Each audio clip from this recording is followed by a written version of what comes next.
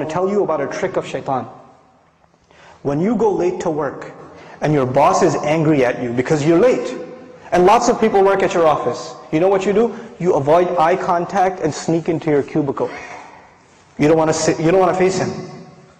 When you have a bad report card, and you go home to your family, you're in 6th, 7th grade, you got a bad report card, you sneak into the house. There's no Assalamu alaikum, I'm home.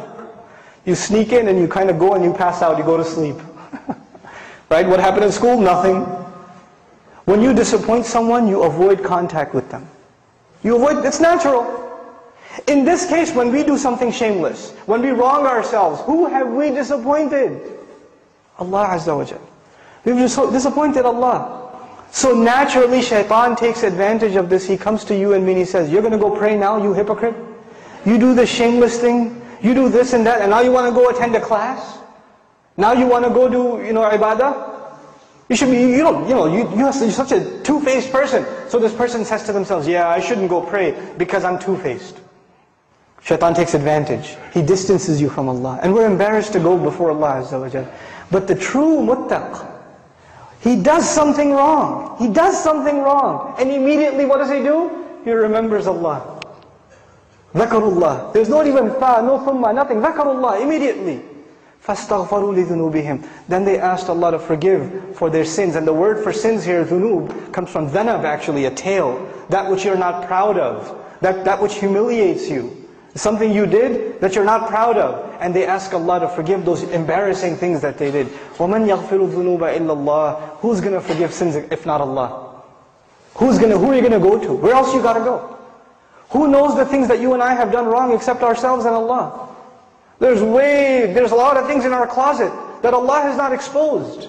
And only Allah knows, and we have to find the time to ask Allah to forgive. This is the main attribute of people that are described that enter Jannah. أُولَٰئِكَ لَهُمْ جَنَّاتٌ تَجْرِي مِنْ تَحْتِهَا الْأَنْهَارُ. The ayat are coming.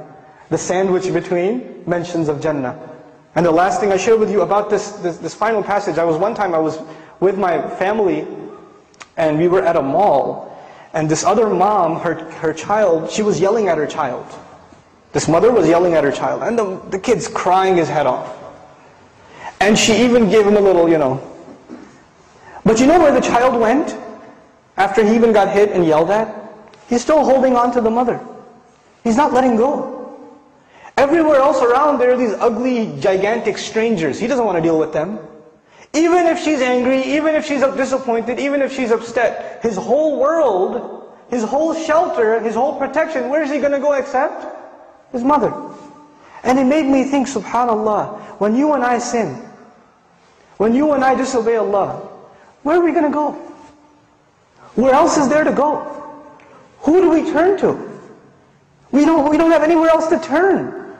So even if we disappoint our Lord, even if we fall short of the standards He set for us, the true muttaq, the hopeful of Jannah, he never loses hope in Allah.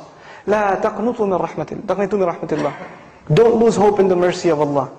You're not allowed to lose hope in the mercy